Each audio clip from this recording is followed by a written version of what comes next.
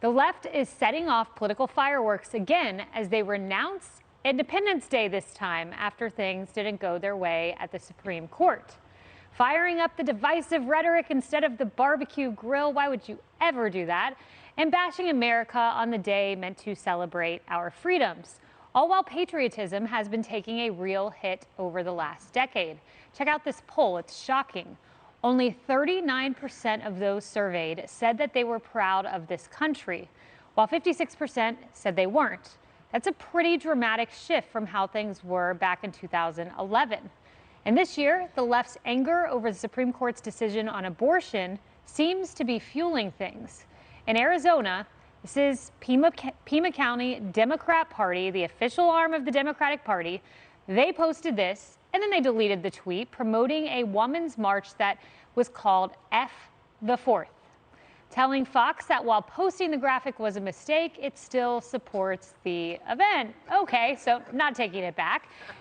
And the Orlando City Council sparked fury with this email about the July 4th fireworks, writing, "A lot of people probably don't want to celebrate our nation right now, and we can't blame them. When there is so much division, hate, and unrest, why on earth would you want to have a party celebrating any of it?" Tammy, I woke up this morning and my first thought was, what do I want to say about the 4th of July? And this is the greatest country on earth. I'm so honored to live here. It is such a blessing. There are times things haven't gone my way, namely the election of Barack Obama, the presidency of Joe Biden. Not once has it diminished my patriotism. You're not going to be made miserable. I have a different way of looking at this in part. People think it's because the left doesn't get their way is why they hate the country. It's actually the reverse. They hate the country, which informs the policies that they push, because they do want to fundamentally transform it, because they don't like it the way that it is. Now they're just, deciding, well, this is really the real agenda. We've never loved the country, that it's always something that's just not good enough.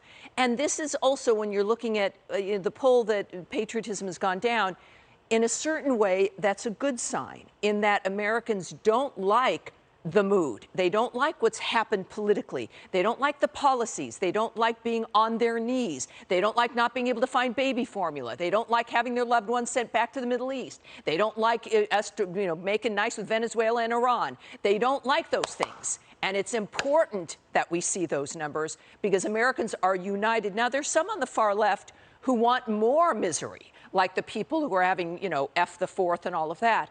But that's their nature. They're miserable. It's projection. They want everyone else to be miserable. And obviously, Americans are not with that. I mean, we are more positive. We're patriotic.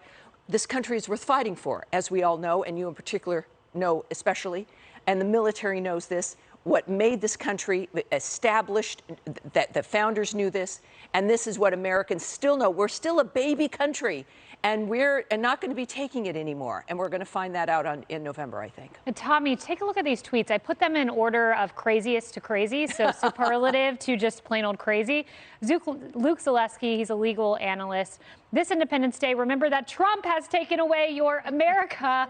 Sorry, Luke, Trump's not president right now. Randy Mayhem, she said, "Happy Independence Day for old white men." And Alicia Grauso, "My mood this year is more like, what about if we burn this country to the GD ground as a little treat?" Maybe that one should have come first. I have a perspective similar to yours, but after looking at some of these, especially the celebrities that we see hating on America, they still live in America. Some of them have vowed to renounce their citizenship. They have yet to do that. They vowed the same thing in 2016 when Trump was elected. They are still here for whatever reason. They must be enjoying the perks of being an American. But I don't think that some of these rabid liberals, and they are rabid, I don't think they really do hate the country. I think they like the attention, and it has become such a counterculture thing to hate America.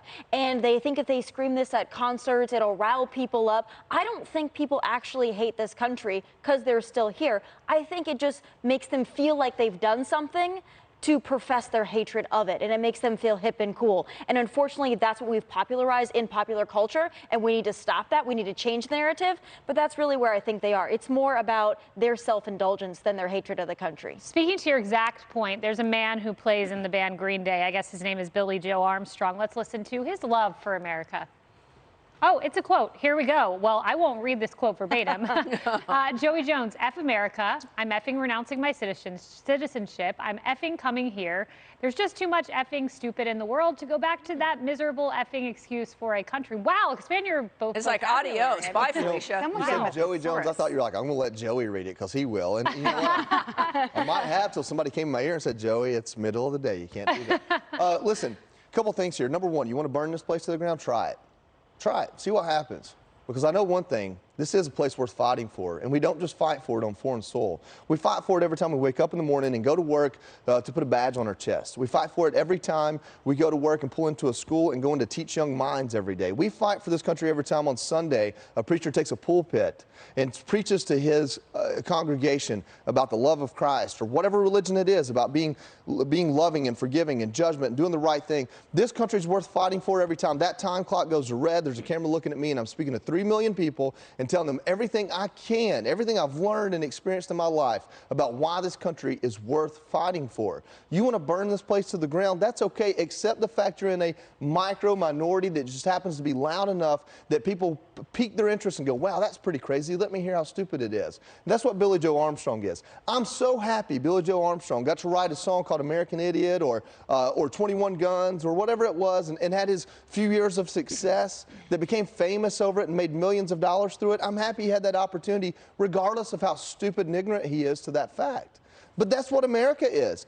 I went and fought 2 wars abroad because people here don't have to. Listen, the military is a microcosm of society, but it is 100% volunteer. Mm-hmm. That's how worth fighting for this place is. I buried more than a dozen men. I saw more than 2 dozen men lose their legs, get up and smile and say, okay, man, what's next? That's what America is. This is a place worth fighting for because there is no guarantee of it whatsoever. We have a constitution that outlines how we should operate as a government and gives just a few things over here as reserved rights that the government can't touch. That's it. That's all we got as a guarantee. There is nothing guaranteed in this life or in this country except for opportunity. So we're not the greatest country in the world because God said it be. We're the greatest country in the world because God doesn't stop us, because our government doesn't stop us from going out and fighting for what's ours and earning what's ours and helping each other on that path. This is a country that doesn't say there are no losers, there are only winners. This is a country that says in every society there are winners and losers, but you're not cast into being a loser because of your last name or how you were born or the occupation of your father. Yeah. This is a place where you have an opportunity to be what you want to be regardless of anything someone might hold against you. And let me tell you something. As a guy who was born in a 1966 single wide and was called white trash for half my life, other people's opinions of you does not limit you. And if you have to work twice as hard to get where somebody else is, guess what? You're going to be twice better at it. Look at that as an opportunity. Adversity is the one thing that's constant, and it's one thing that will actually make you better. So if you believe in abortion right now, go fight for it. Go fight for it in every state legislature. Go fight for it in every way you can that this country provides, because that's how you change things in this country. I happen to be pro-life in most instances. There's a lot of things I don't understand. There are 4 women on this couch that probably have 4 different opinions on abortion. And guess what? This is a country where you can say them. And if you get enough people behind you, you can change things based on them. Yeah. That's what kind of country this is. And to that point, I mean, the men and women who have given their lives, Dr. Sapphire, for this country, it is the greatest on earth. I still believe that. I believe that for the 50-plus years when Roe v. Wade was the law of the land, for the portion of that when I was alive. I didn't agree with it. It didn't make America any less great, even though I disagreed with the ruling of the Supreme Court. Well, absolutely. And as Joey mentioned, that is one of the fundamentals of the United States, by being able to have differences of opinions and actually being able to have action to change things in the United States. You know, one of the biggest issues, so Billy Joe Armstrong of Green Day, who put out that ridiculous quote, that was in reference to the Roe v. Wade. And he was saying because women's rights were taken away, he wants to go live in Italy because he has citizenship of Italy because his grandparents are from there. Well, facts matter. And in Italy, abortion is also not a right, just like most places in the United States. And in fact, abortion is only not criminal in the first 30 days of fetal life. And even then, there's a 7-day wait period. And even people who want to get an abortion in Italy, it's very hard to come by. But he just wants to be mad at America because that's the image he likes to portray. That's what his music is based on. It gets him great concerts and as Tommy mentioned, that is what is popular amongst the kids these days, to hate America. But facts matters, and all it is are ignorance. And as Joey said, you're in a country where you actually can make change, and that's what this should do. Yeah, and it's alarming how pervasive it is. We had a thought from Wanda Sykes we didn't even have time to get to. There's so much hate out there for the country and challenging of whether democracy exists. But I still believe we're the greatest country on earth, and that loud, vocal minority is indeed a minority.